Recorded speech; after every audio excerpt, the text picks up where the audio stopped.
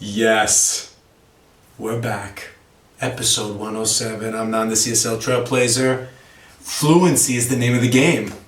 But before we get started, Mr. Jack Daniels, bottoms up. Because when you're doing prefixes, you gotta be ready.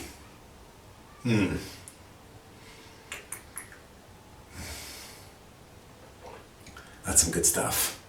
Today, prefix of the highlight reel is miss. And what better word to start with than miscommunication? I got a quote for you. Miscommunication is the number one cause of all problems. Communication is your bridge to other people. So, without it, guess what? There's nothing. So when it's damaged, you have to solve all these problems it creates. So, let's work on that. I'll share with you some words. Prefix, miss, right after this.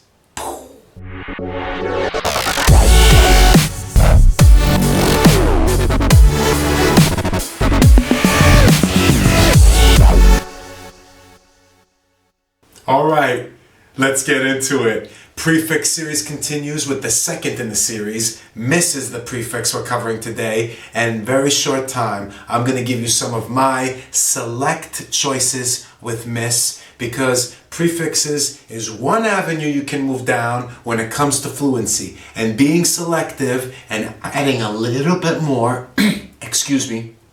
to your vocabulary bank is going to make you strong in that communication. So where are we at? We covered miscommunication. I don't think it needs an explanation. The next word I have for you is misinformation. Sound familiar? I bet it does, because what? We hear it all the time, especially with the internet now, okay? Now, I want to, though, highlight something for you. There's misinformation and there's disinformation, okay? What's the difference? With misinforming someone, you're doing it potentially by accident, whereas disinformation, you're knowingly spreading information that you know is wrong or inaccurate. Okay, disinformation versus misinformation. Unfortunately, we're living during the times in this 2022 era where it's all over the place and we can't make out what's real and what's not anymore.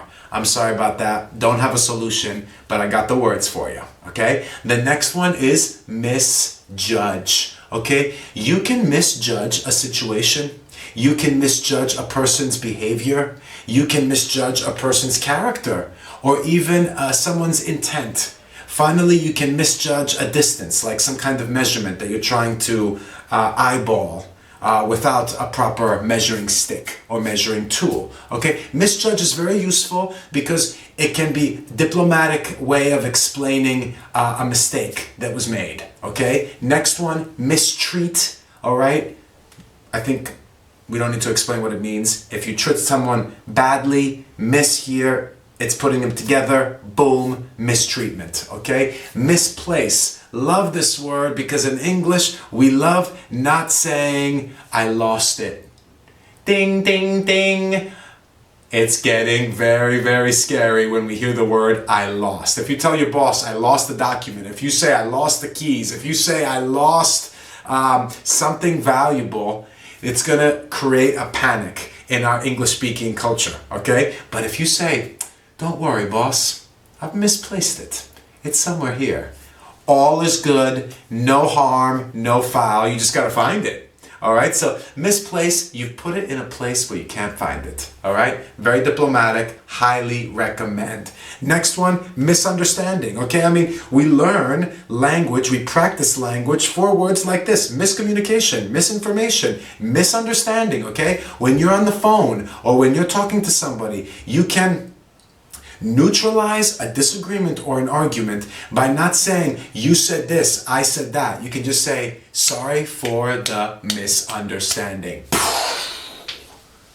That was a freaking hit right to the jugular. Misunderstanding, boom, everything is neutralized. Okay, coming back, we got mismanage. Okay, if instead of using the word I did it wrong, I'm sorry, I did it badly, okay, or it was my mistake, we can avoid those very in some cases strong words, and we can just say, I mismanaged it, or it was mismanaged, even more neutral, okay? Mismanaged, you managed it poorly. It can be a situation, it can be an argument, it can be a project, whatever. Many contexts for this. Very valuable word, and very valuable and very flexible to use, okay? Next one, miscalculate. Don't need to explain. Mislead is the next one. When you mislead someone, you cause someone to believe something that is not true. Misleading. Politicians do it. The media does it. When we read articles, certain stories might be misleading about the people that we're reading about, okay? Mistrust, distrust. What's the difference? Basically nothing. But usually with distrust, it's due to experience. I know the background, I know the history, and that's why there's distrust. Mistrust, there's something about you, the person, some situation that I don't trust, okay? Excellent words to know. Misadvised, and finally, mishandle. Another very diplomatic one instead of mistake. Without necessarily care or skill. That's what that means, right? If you mishandle something, you didn't give it the proper care or skill that it deserved, maybe, because you didn't have experience, or you didn't know, you were ignorant about it, okay? So that's my list with miss. There's some good stuff right there. I hope you agree. What do you think? Do you have any other ideas with this prefix? Love to hear it. I'll see you next time for another episode of the prefix series. Coming back real soon. Good to see everybody. Take care. Till next time, remember to sign up or subscribe. And if you need an episode for more fluency, ba-boom, right there. This one is excellent. And it's connected with the weather. Happens to be spring, so hopefully it's sunny. Take care.